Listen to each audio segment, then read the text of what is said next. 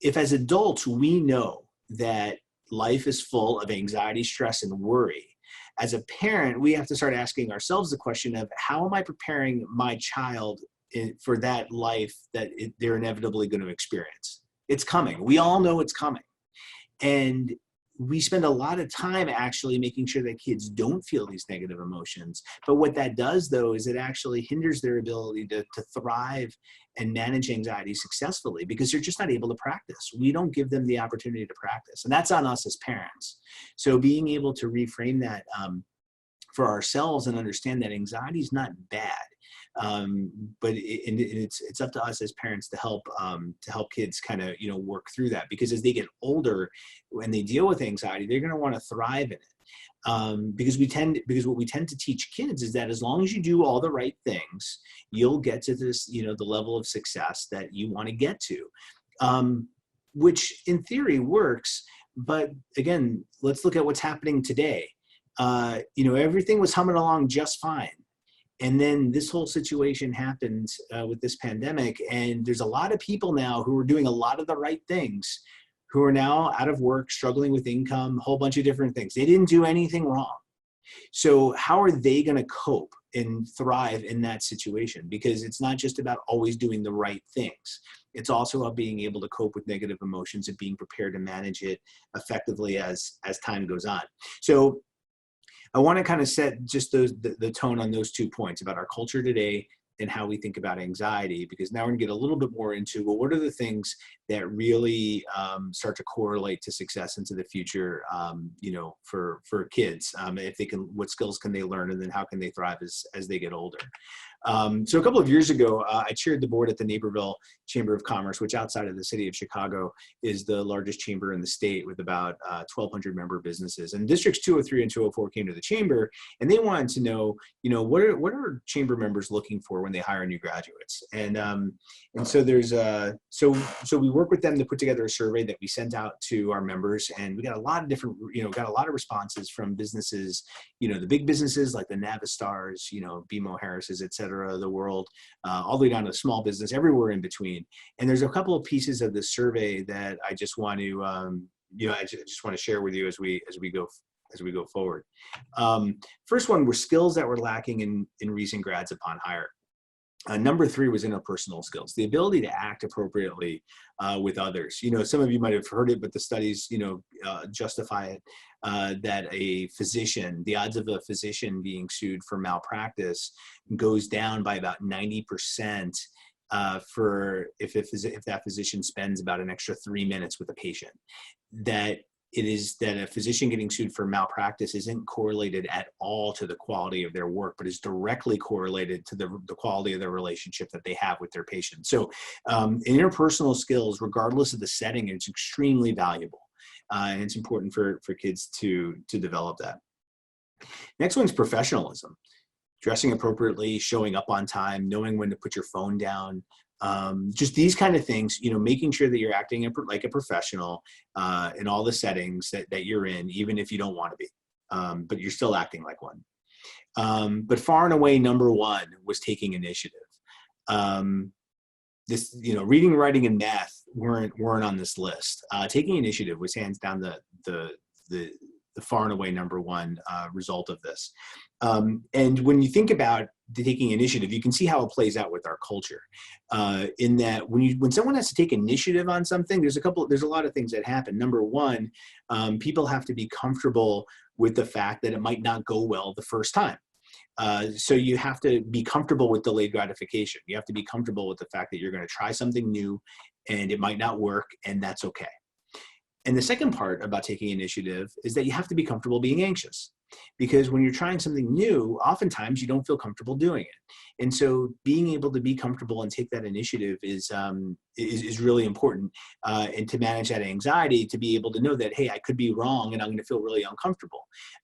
Because it's those things that ultimately start playing out in the workplace. When I talk to a lot of local business owners, and there's a lot of complaints about young people in the workplace, and I think that's a lot of the complaints about young people in the workplace are unfair. But if there's one thing that comes up time and again, is that most people would say, myself included, is that younger people can get probably twice as much work done in half the time time as someone like me. But the biggest complaint that I hear is you have to tell them to do it. And that's the whole initiative piece, that we're raising kids who are growing up educationally taught to play within a box, play within the box, play by the rules, do the right things, and then you're going to get to the right places. But then when they actually get to those places, they have to break out of that box. They have to feel comfortable breaking out of their box and doing things that are not comfortable, but that are creative and that might drive anxiety, that they might be wrong, but they have to get comfortable going through that. But we actually reinforce the opposite when they're younger. We reinforce to them that they've got to play within that narrow box, play by the same rules, by these certain set of rules, and then that's what's going to help them be successful. And while it certainly will when they're young, it's not going to translate the same way when they're older. And it kind of starts begging this question that I read about, which is, what do kindergartners and comedians have in common? And the answer to that is neither of them are afraid to fail. Microsoft did a study. They brought they put a bunch of kindergartners in a room, and they put them in like groups of like 4 or so, and they gave them all these kind of like erector set kind of things. And the idea was they had to build this tower with like this marshmallow on top. And so the kindergarten, like they would go in and they would build stuff up and it would fall down, and they would try and build it up and it would fall down, and they would just keep going kind of through that. But then Microsoft brought their engineers in to do the same thing. And the engineers kind of drew all this stuff out. They wanted to make the perfect building the first time. It's kind of this question of, so what happens to us from when we're young to when we're old that makes it so that we don't really want to try anymore? That we really want to get it right just that first time. And it's the same thing with comedians, right? I mean, comedians, these Netflix specials don't come out of thin air. They come up with material, they try it out at small clubs, they see what works, they see what doesn't, and they keep going through the iterations until they eventually get to a great finished product. Research shows that lots of little experiments tend to work best. There were studies that were done on patent submissions. And researchers want to look at, when you look at all the patents, patents that were submitted that really impacted how our culture functions, they wanted to know, was that an inventor's first patent, 10th patent, 100th patent, how did that work? And what the researchers found is that there was no patent idea that really impacted how our culture functions that was someone's first patent. Virtually every patent was somebody's 50th, 100th, 500th patent. There was a direct correlation between the sheer quantity of patents that someone submitted and the quality and the eventual quality of patents. The more they submitted, the better it got. These little experiments worked. It's no different than, when Edison invented the light bulb and he was asked, how did it feel to fail, I failed 10,000 times creating a light bulb. And Edison's response was, I didn't fail. The light bulb was just an invention of 10,000 steps. We've got to get kids really comfortable in this process of the iterations of process to get to a better end. That everything is always a process of what they do. There is no I'm done. There is no I have to get it right the first time. It's a constant iteration. And so so when we have an outcomes-based culture that expects instant gratification, this is really hard for kids to grasp because they want to get to that end and then move on to the next thing. We've got to get them comfortable with the fact that there is no real end. They can succeed somewhere, they can do well, but there's always opportunities for continuous improvement. And if they can think in terms of constant continuous improvement, they're going to be better served as time goes on. Another part of the study I want to talk about were experiences that position recent grads for success. Number 3 was being a team member. This didn't just mean sports, newspaper, yearbook, play. I mean, anything that involved being on a team and working with a team, working towards a common goal. Next one was a leadership position. Now, it could have meant being a captain of a team, or an editor of a, school newspaper, but it could also mean like leading a church volunteer day. I mean, anything that put a young person in position to be successful, or lead people in an endeavor to be successful in any way, shape, or form, but any kind of leadership position. But far and away, number 1 was practical work experience. College attended, honor society, bottom of this list. I had a friend of mine who worked at Ernst & Young for a number of years in their HR department. And while he was there, they did an internal study on their highest rated employees. They wanted to know because when they look at all their highest rated employees, they want to know what do they all have in common. Because obviously if they can find out what that was, then they'd want to hire more people like that. And so he said that their only hiring requirement at the time is that they had to have a 3.0 or above when they graduated college. Other than that, it didn't matter what school they went to, didn't matter their major, didn't matter what their SAT score was. And when they reviewed all these people, what they found is that it didn't matter where anybody went to school. It didn't matter what their SAT scores were. It didn't matter how high their GPA was. It didn't matter what their major was. Number one correlate was whether or not they had a job during college. And when you think about it, it makes sense, because if you have a job in college, you're learning these things. You're learning these things as you're in school while you're getting theoretical knowledge. But then when you graduate, you're able to go out and actually apply these skills in addition to the theoretical ones that you're learning. And that's then what sets people up for success into adulthood. It's not just about how well they can regurgitate information on paper or a test. It has to be through the experience of learning and then being able to apply these things practically. So then we kind of ask this question, right? Then if some of that is true, then we have to ask this question: does where someone go to college really matter? We talk a lot about college and how college is going to be really indicative of some type of future success. But we also have to understand what we mean by going to college. I mean, most people when they talk about going to college and they're talking about good schools, it's really more along the lines of us saying, well, I want my kid to go to a good school because that's going to mean that they'll get a good job, they'll have a good career, meet a good spouse, have a comfortable, stress-free life, right? Kind of with that theme of having no anxiety. A good school will make it so that their life is extremely comfortable. And we want their life to be comfortable with no worry, even though, again, as adults, we all know that you can't avoid it, but that's what we think. We think that going to college is going to solve those problems. And so in many respects, these people address those questions. These people did a study and they asked the question, how much more money over the course of one's lifetime can you make if you go to an elite university, the Ivy Leagues, Duke, Stanfords, et cetera, of the world, compared to everywhere else? And so the researchers, so they put people in these groups, did all this stuff. And what the researchers found is that if you go to an elite school, you could expect to earn about 7% more over the course of your lifetime than if you go to a non-elite school. And this is where most people say this is why college is so important. But then what the researchers did is they made a little adjustment. They looked at all the people who went to a non-elite school, but applied to an elite one and didn't go.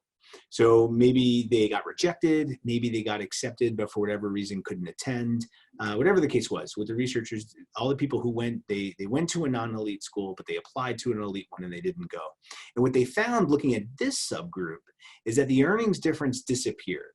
These people did not experience an earnings difference. And ultimately what the researchers found was that it was the motivation and determination of the kids themselves that determined what their future was going to be, not the school that they actually attended. From a statistical perspective, what the researchers found was that the average SAT scores of schools that students applied to and did not attend is more than twice as great a predictor of future earnings than the average SAT scores of the schools that they actually attended. So I'll say that again. The average SAT scores of schools that students applied to and did not attend is more than twice as great a predictor of future earnings than the average SAT scores of the schools that they actually attended. So what does this mean? What it means is that if you have a kid who's just motivated to just push themselves to get to the next level, however that next level is perceived, that motivation and determination is going to be enough for them to find success in their professional lives going forward. It's not the school that they attend. But we tend to think about it the opposite. We tend to think that the schools that students attend are actually going to give them the opportunity for this level of success, that it's going to predetermine it. But the reality is it's just not true. There's a physician who works at a large medical system locally who does a lot of work talking with kids and parents too. And I was talking with her about this study, and I didn't know her educational background at all. But I was telling her about it, and she said, you're right. She said, well, they're right. She said, I went to Princeton and I walk around the hospital with doctors doing the same thing I am, who started out in community college, and we're all doing the same thing, making the same money. So I don't think, she said, I don't think that going to a big name school was necessarily changed my career path at all. And there's tons of examples about this, because we can look in this general sense and say, well, in order to do really well, you've got to go to X school or Y school. But then when you start really looking at it, and maybe your own personal and professional lives, you find that it's not totally true. I mean, why is it that, I think only one of the top, Fortune 20 companies in America, I think only one of the CEOs went to an Ivy League school? We don't think about it in those terms. We tend to think that you have to go to an Ivy League school in order to be in that kind of position, but it's just not true. This is something that our culture has fabricated, and we've got to get back to the idea that if we can have our kids motivated and determined by just pushing themselves and staying motivated and going to the next level for themselves, that these traits are going to be enough for them to be successful. It's not just about the grades and scores that they get on paper. And in this book that I'm going to talk a little bit about now, gets a little bit more into the research behind this.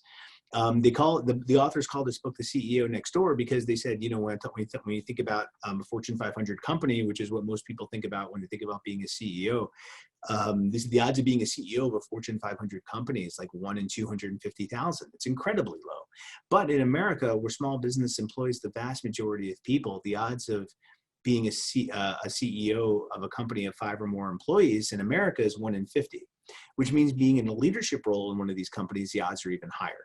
So these people did a whole ton of research with leadership all over the world, really, trying to define what are myths to what makes a good leader, a high-performing leader, and what are the correlates to a high-performing leader. So I'm going to talk about some of those things now. First one, as far as myths to success, was that a major professional catastrophe would derail someone's career. Major professional catastrophe is being defined as being laid off, fired, making a decision that costs the company millions of dollars. A major professional catastrophe did not derail someone's career, but the perception of the catastrophe, however, did. So those who viewed a major professional catastrophe as a learning experience, a mountain to climb, a hurdle to jump over, just something to overcome, they were 7 times more likely to continue to move forward in their careers than those who viewed it as just simply an abject failure, a hard stop failure. And this directly applies to what's going on today. You have about 26 million people that were just laid off over the past 3 or 4 weeks. There are people viewing this in one of two ways. They're viewing it as a catastrophic end or an opportunity for a new beginning. The ones who are viewing it as an opportunity for a new beginning are the ones that are going to have that higher likelihood of being successful going forward than the ones who are viewing it as a hard stop end. The attitudes matter. And when we focus just solely on outcomes with our kids, we're not allowing them to develop the attitude of, hey, this went bad, this didn't go my way, I can overcome it. We need them to have that attitude of I can overcome it, because that attitude is going to shape how they function, especially in times like now that will inevitably happen. It will happen during the course of their lifetimes. It happens during every generation multiple times. So preparing our kids to be able to manage it is really important. So that's the first myth. Another myth was educational pedigree, that where somebody went to college correlated to how high performing of a leader that they were. The reality is, when they did their research, what they found is that of the high performing leaders, about 7% of them had an Ivy League degree, about 8% of them had no college at all, and everybody else was everywhere in between. So the idea that an educational institution is going to shape or turn somebody into a high-performing leader, just not true. It's going to come internally from them. And the educational pedigree had absolutely no correlation to the performance of a leader in their role. No correlation at all. So we put way too much weight on schools and what we think that they're giving, and not enough on what value the individual can bring. This next one I thought was interesting. Myth: CEOs work harder than the rest of us. Not true. This part of the study I thought was absolutely fascinating, where they said that there's also no predictive relationship to how hard someone works if they're going to become a CEO. And what I thought was really interesting was that of the lowest performing leaders that they assessed, 97% of the lowest performing CEOs scored high on work ethic. So it's not just about working hard. It's about working hard on the right things, being able to see where the high value activities are and then focus on those, not just working hard for the sake of working hard. You know, the biggest thing that comes up a lot with this is like during finals, you know, you might have a kid who, you know, they're taking a final in like math or something, and they'll be like, all right, you know, in order to move my grade up, I have to get like 100 on this test. But if my grade's only going to go down if I get like below a 70, so I'm not really going to study for it. And as parents, we get really mad. Like, what do you mean you're not going to study? You need to really work hard at these things. But kids are actually using a really great thought process in how they're viewing it. What they're basically saying is it's not worth it.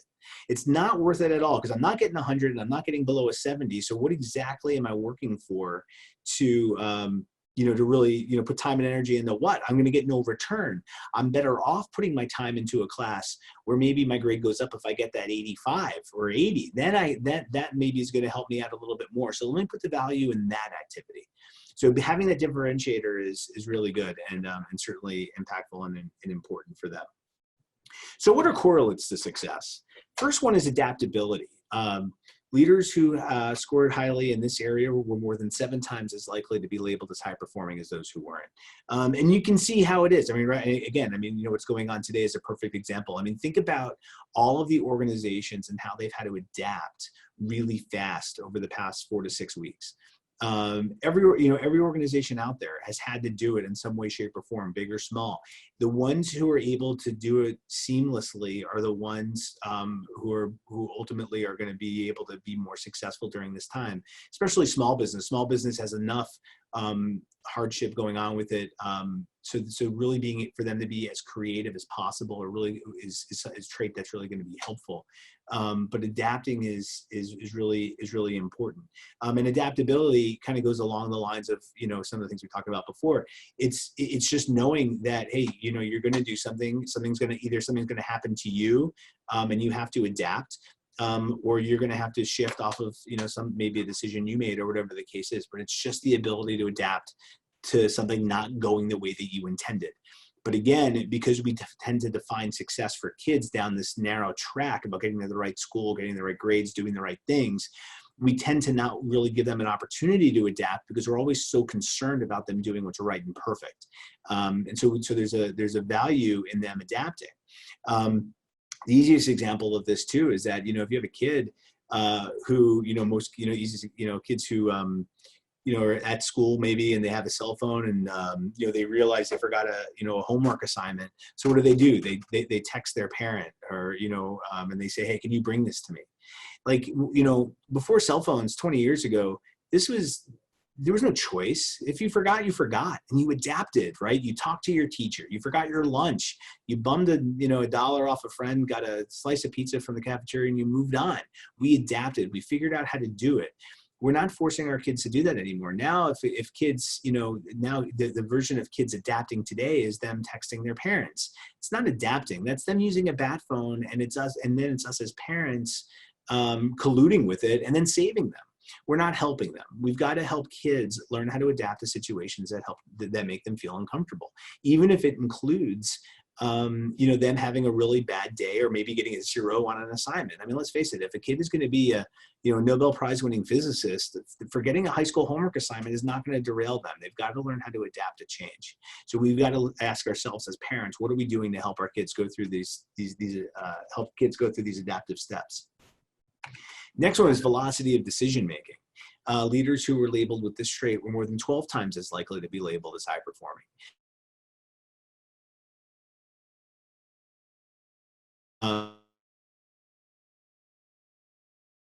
The perfect decision, just a decision. Because in the course of their study, what they found, 2/3 of the CEO dismissals that occurred, in 2/3 of the CEO dismissals that occurred, the reason for the dismissal was indecision, not bad decision. So we put so much value on making, you know, the perfect decisions, but when we spend so much time making a perfect decision, it actually is paralyzing. And it's paralyzing to organizations, and I've seen it clinically be paralyzing to individuals. It was actually really really interesting is that there was a study that was done that talked about the ideas of maximizing a decision, making like a perfect decision, versus satisfying a decision, making a good enough one. And what the researchers found, basically what they did is kind of look at it this way, that if, let's say you really like mystery books, and so you want to maximize your decision, you want to read a mystery book, you want to find the perfect mystery book for you. So you go on Amazon and you look at all the mystery books, you look at, all of the, all the different things that are out there. You read plot lines, you read reviews, you spend a week going through all these books, and then you make a decision, right? You get that mystery book and you get it and you read it. Research says that when you're done, your reaction is most likely, yeah, it was all right. Versus when you satisfy a decision, you want to read a mystery book, you go online, you spend 10 or 15 minutes looking at reviews, looking at plots, you get the book, you read the book. Research says your reaction is most likely to be, well, that was pretty good. Because here's why. What the research shows is that when we try to maximize a decision, putting all that time and energy into making these decisions, research says that the benefits of making that perfect decision rarely outweigh the cost that goes into it, whether it's emotionally or tangibly or whatever the case might be. Trying to make a perfect decision really takes a lot out of us, and the value of that perfect decision we rarely get the return on. So it's really good to help kids just kind of make decisions and keep moving. But kids just can't do this. As parents, we have to be comfortable helping them do this. So what I mean by that is, we might, especially, kids might be talking about a decision that they're wrestling with or trying to make, whether it's about a social thing or something at school, I don't know, whatever the case might be. And we hear them and we want to jump in. We want to make sure that they make that perfect decision because we see kind of the error in their ways.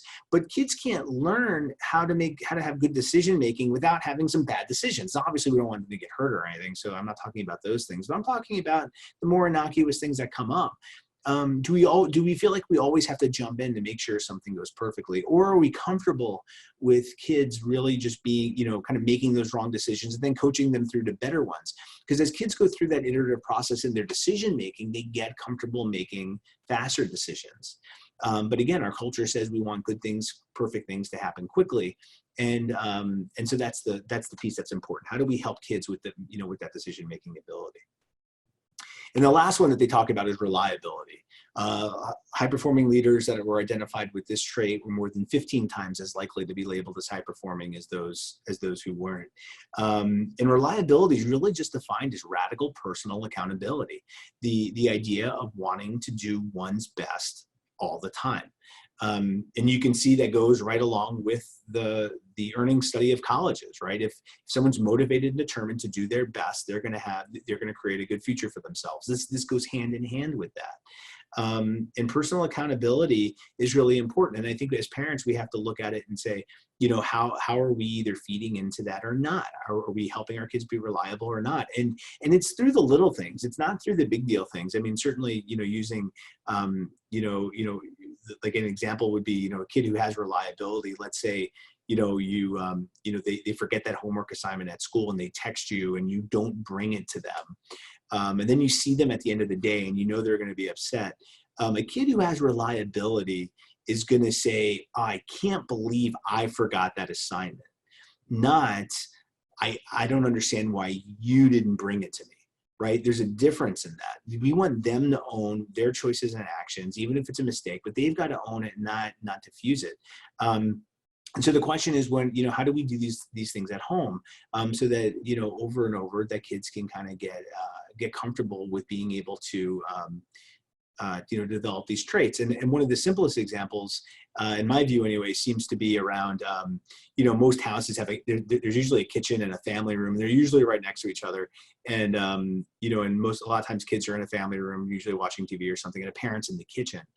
And the number of times, a kid will be in the family room and say, hey, can you get me something to drink? And we might be in front of the sink with the cups right here, and we'll just kind of naturally, get it for them. But then we have to start asking ourselves, at what point do we say to them, why don't you get it yourself? And what's amazing at that point is how quickly kids stop being thirsty, right? They don't want to get up. But it's kind of the point. we want them to be invested in the things that they're doing and what they want, and they have to be a part of that. It's not just what other people are doing for them. It's a really simple example, but that little thing, that little mindset trickles into everything. Because if they're gonna be able to deflect reliability from the little things, why in the world would they start taking responsibility for the big ones?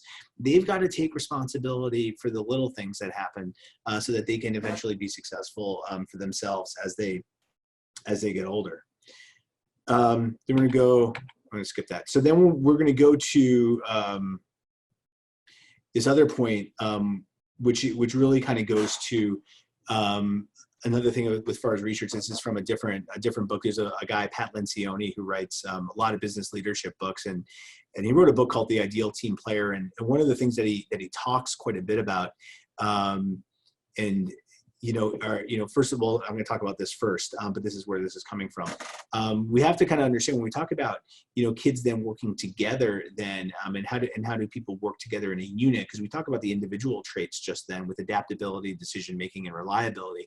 But then there's the ability to work together collaboratively. And when we work, and what's happening when kids are young is that we tend to overprotect them and kind of carry this messaging that kids are just too fragile to handle negative thoughts. And so we get overprotective. But yet when we're working with a team, people have to get comfortable hearing negative feedback, trying to change how they're doing things, really understand that there's just some things that they're doing that just don't play well. And so we've got to get comfortable in being able to communicate these things effectively to kids, which ultimately translates into humility, right? We want kids to develop this trait. We need them to be able to understand that they're not perfect, that they're not the best, that there are things that they can work on. But on the flip side, there are also there are things that they're good at. They have to take pride in the things that they're good at. So we have to really teach this concept of humility to them so that when they go and work well in an organization, that they're able to kind of really be able to feel comfortable being assertive in their strengths, and then at the same time, learning when it goes along with their weaknesses. Because when you blend humility with these other three traits of adaptability, decision making, and reliability, what you're really finding is a well-rounded young person who's really going to be set up to thrive as they get older. And when we think about a lot of the negative emotions, and sometimes we don't like teaching kids humility because it means making them, at times you have to feel bad, because it feels bad sometimes when you have to be introspective and learn about the things that maybe aren't going well for you, or that you're not good at. But on the flip side of it, I think most adults would agree that, and with the statement that in order to be successful in one's personal and professional life into adulthood, emotional intelligence is really important. But the thing of it is that when we talk about emotional intelligence, it's not just the good emotions. A lot of parents get really comfortable making sure that their kids feel things like happiness and excitement. But emotional intelligence also involves guilt, shame, embarrassment, disappointment, stress, anxiety. These are things that also go along with emotional intelligence, because when you can put all those things together, you can actually come up with humility as a really character defining trait. And so we've got to get comfortable. If kids do something that they should feel ashamed about, well, it's up to us as parents to tell them that. If they should feel guilty, yeah, they should feel guilty. We don't have to always make them feel better. And I'm not saying being punitive with it, but I am saying that there's points in time where kids do need to own and understand these negative emotions for themselves and work through it, because when they're able to work through it, they're going to get to really good places. That's going to help them thrive going forward. But if they're always shielded from it, then they're going to hit a ceiling as they get older. And it's a lot easier to help cultivate these traits when kids are younger, not when they're in their 20s or 30s, because they're going to hang on to what they know for too long in that time. Next thing I want to talk about is a study around STEM. I think most people have heard about it: science, technology, engineering, math. And I just want to talk a little bit about a study that was done, because what researchers want to look at is they looked at across 15 different colleges. I'm going to pull out two of them though, but they looked at a bunch of colleges, and they wanted to know what were the odds of someone graduating with a STEM degree from a given school. So not then again, just qualify, it's not graduate at all, but it's graduate with that STEM degree from a given school. So And they did it off of math SAT scores. So what you'll see here is the first school that they looked at was a small school in upstate New York called Hartwick College. And they grouped them into three tiers by math SAT score. So with 800 being the maximum. So you have the tier 1 kids had an average math score of 569, tier 2, 472, and tier 3, 407. And the researchers want to know, well, all right, so what's the how many of these kids, what percentage of these kids in each of these tiers graduated with a STEM degree? And they found that about 55% of the tier 1 kids did, about 27% of the tier 2, 18% of the tier 3. Okay, so that's Hartwick School. But then what they did is they combined it with another school, which is Harvard. And you can see Harvard's tier 1, tier 2, and tier 3 scores, right? They're pretty high. And then when they put them next, and then when you look at their graduation rates by STEM degree, you find you have about 53% in 1, 31 in tier 2, and about 15 in tier 3. And when you put them side by side, they all look pretty similar, right? So the question that these researchers had was why? Like, what's, these schools are, Harvard's supposed to be, top of the line, educationally. Why are their rates the same as Hartwick's? I mean, even if it were math based, the tier 3 score at Harvard is higher than the tier 1 score at Hartwick. So if it was math based, why aren't we seeing that either? And ultimately, what the researchers found is that it had absolutely nothing to do with the schools or the scores, really. Basically, what they found is that the tier 2 kids, but especially the tier 3 kids, just felt dumb to the tier 1 kids. And this was true across all schools. So basically what happened is that if you were a tier 2 or tier 3 kid at your school in a STEM program, you were just more naturally self-selecting out because you didn't feel as smart compared to the tier 1 kids. You just felt dumb. And so from a statistical perspective, what the researchers found that the odds of graduating with a STEM degree, it's an inverse relationship. The odds of graduating with a STEM degree went up by 10 percentage points for every 10-point decrease in the university's average SAT scores. So as university average SAT scores went down, staying in the STEM degree went up because kids just didn't feel as stupid. And when we talk about how do all these traits start playing out as kids leave high school and go to higher education, this is one of the reasons why. We don't want kids not sticking with a program because they just feel dumb comparatively. I'm sure there's some kids who just, maybe these programs weren't for them and they had to find something different. But clearly there was a huge subset of kids who just felt like they couldn't compete. And that's not a reason to quit. And we want kids to have that level of reliability where they continue to look inward and do their best, but do the best for themselves and be able to judge themselves based upon their own things, not what they're seeing from anybody else. It's too easy to self-select out in that respect. Another book I want to talk about, if you want to read another, which is pretty interesting, has a lot of cool things in it, called this one, talking a lot about, different elements of success and where it comes from. First point I want to bring up is that they make is talent doesn't usually control what one can achieve. I thought this was really an interesting one with research, especially when it comes to high performing kids. A lot of times you have kids, whether it's athletically or artistically, academically, who just do really, really well, and they don't really have to work for it. And what research says is that these kids with all this talent can usually be outworked. The reality is that that if you have people, if they're not working too, people can eventually catch up to them. And so it's just really important to continue to make sure that kids, again, even though they're talented, can develop that reliability, that they're doing their best every day, and they're not quitting, because if that quit becomes a trait, that's when there might be some difficulties with it for them. Next one was conscientiousness. This one I thought was really interesting because this is something that we talk to kids about all the time, being conscientious, right? They have to have a plan, they have to have their goals, they have to have it all lined up, everything's got to work fine. And what research found is that people who are conscientious do very well when there's a clear goal and a clear path ahead of them. But like times like now, these people who are conscientious are really going to struggle. what research found is that when people who are labeled as conscientious suddenly find themselves unemployed, their happiness levels drop about 120% relative to people who are not conscientious. And so we've got to be really careful with how we label or how we teach kids about being conscientious. Yes, we want them to have a plan. We want them to have a goal, but we've got to be talking with them about, what are you going to do if this doesn't work? If X, Y, or Z happens, how are you adjusting? Because the goal and plan is important, but if they view that as the only way to get there, not being able to adapt, then they're really going to get themselves stuck. And so we've got to be able, as parents, to be able to actively teach that. Another one is challenges.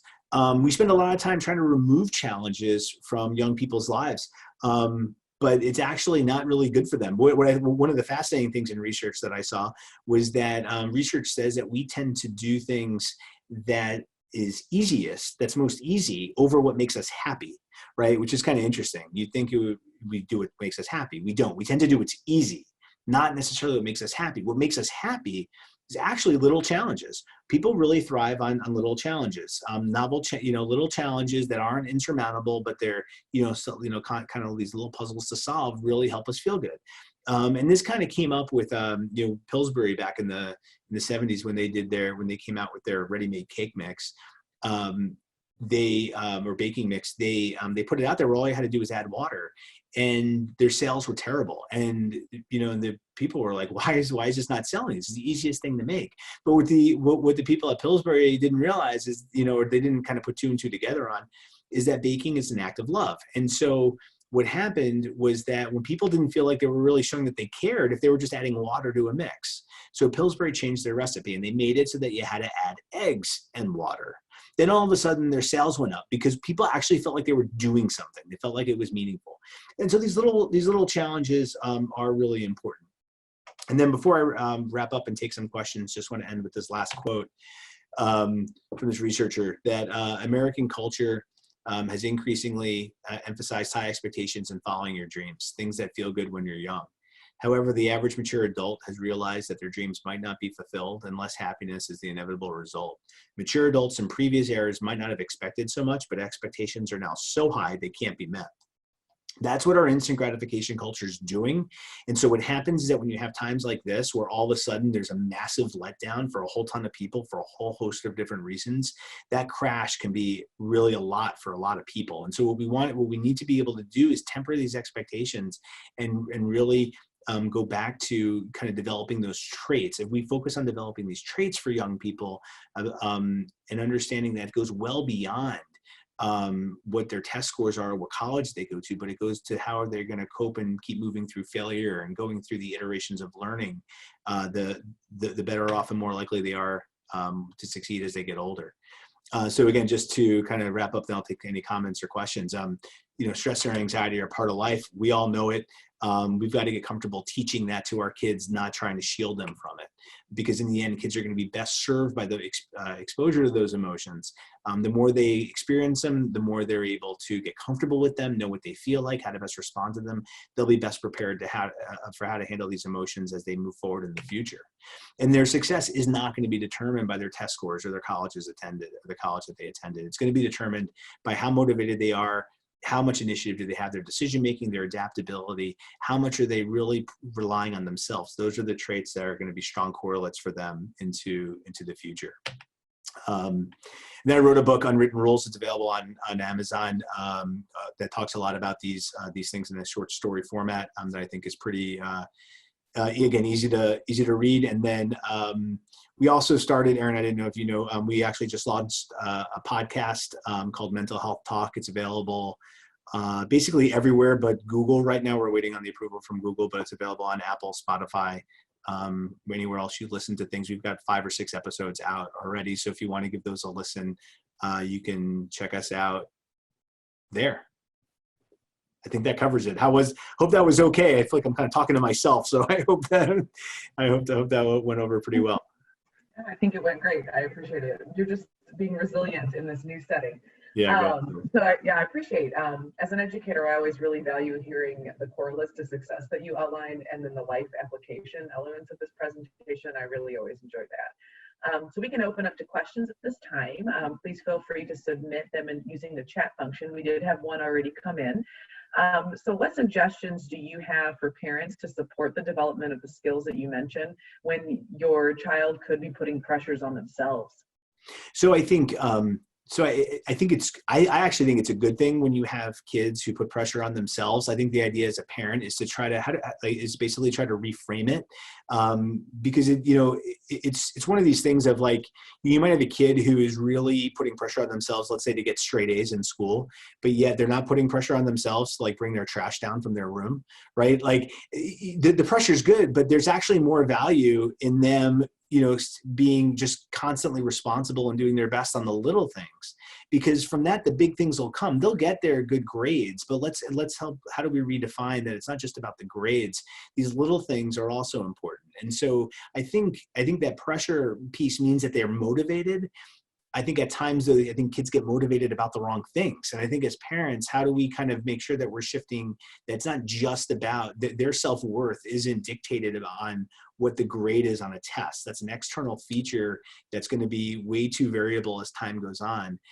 It's more about how can we help them feel motivated to do the little things and define the traits in themselves, so that they can always rely on that. So even if they do get those bad grades every now and then, they don't have to take an ego shot because of it. Okay, thank you. Another question. What things are you seeing schools do to support students embracing failure? So yeah, schools are, so look, I said this to Aaron a lot, schools are in a really rough spot when it comes to this. Because, unfortunately, I think, well, fortunately or not, in education, things are all measurable, right? So on the one hand, test scores and everything are just an integral part of what schools do for a whole ton of reasons. But on the flip side, it's not necessarily what kids should be measured on. And so I think from all the schools I've talked to, everyone's handling it a little bit differently. I think the more comfortable a school is to say, yeah, knowing your stuff is important, but it doesn't have to be perfect. And we're more comfortable with, we find the value in you going through the iterations of things, rather than just, kind of being perfect that first time. And again, gearing it from kid to kid, because I think the needs are all different.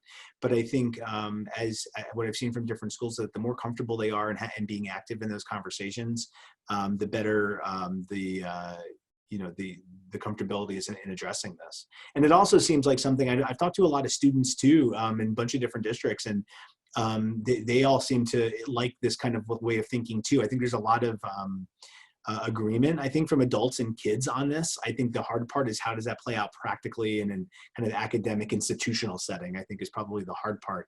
I don't think it's as much about the disagreement though. Absolutely.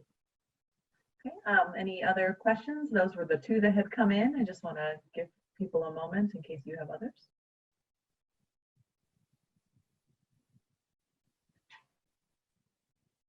Okay. All right. Well, yeah, check out our podcast. It's new. It's actually been pretty well downloaded, so we've been pretty happy with it. So we talk about this and a few other things too. Mental health talk is what it's called. Great. If you can send me that information, I'll add it to our D99 mental health resource site that we have between North and South right now.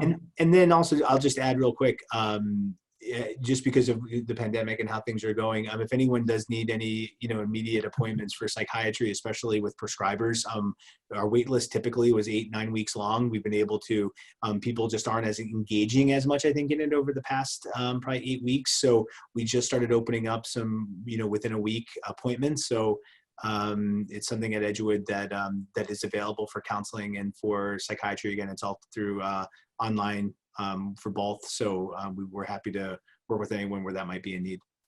Awesome. Thank you. Thank you so much. We appreciate those services just for us during this time. So. Yeah. Thanks. All right. Well, thank you to everyone for coming this evening. If you have any feedback, please feel free to reach out to me or Dr. Vince Walsh-Rock at South. And we look forward to continued work with you, Adam. Thank you. Thanks. Yep. Goodbye, everybody. Bye.